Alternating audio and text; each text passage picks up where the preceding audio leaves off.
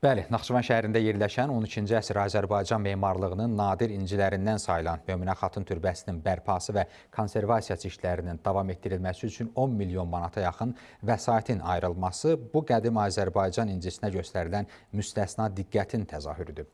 Süjetimiz var, izləyək.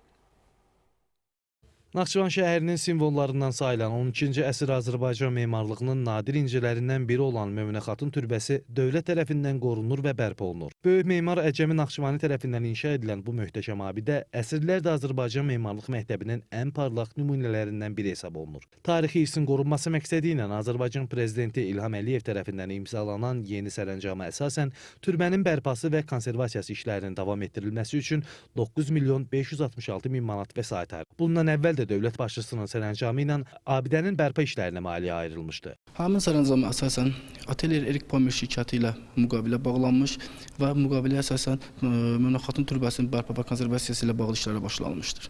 İlkin olaraq bərpa və konservasiyanın aparılması üçün infrastruktur yaradılmış, daha sonra cəlb olunmuş mütəxəssislərlə ölçmə və tədqiqat işləri aparılmış və müəyyən nümunələr götürülərək analiz üçün laboratoriyalara göndərilmişdir.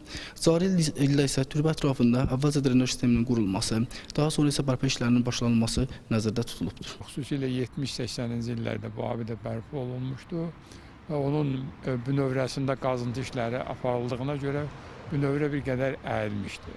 Daha sonraki bərpa işləri zamanı abidənin dam örtüyündə müəyyən qüsurlar meydana çıxmışdı. Dam örtüyü düzgün bərpa olunmadığına görə yağış suları belə deyək ki, dam örtüyünün altına, oradan isə abidənin divarlarına sızır. Bu da abidənin tez bir zamanda uçma təhlükəsini yaradır və divarlar bəzən yuxarıdan aşağıya doğru 2 metr qalınlığında nəmlənir. Bu da sözsüz ki, yol verilməzdir. Və elə bilirəm ki, abidə ətrafında artıq qurun sularının yoxlanması ilə də bağlı müəyyən proseslər artıq aparılmaqdadır. Həm qurun sularının abidəyə təsiri, eyni zamanda yağmur sularının abidəyə təsirinin qarşısı bu bərpa işlər zamanı aradan qaldırılacaqdır. Ayrılan vəsait əsrlərin yadigarı olan bu tarixi memarlıq nümunəsinin qorunmasına və gələcək nəsillərə çatdırılmasına xidmət edir. Atabey Səyyad, Arzu Sadiqov, NTV Xəbər.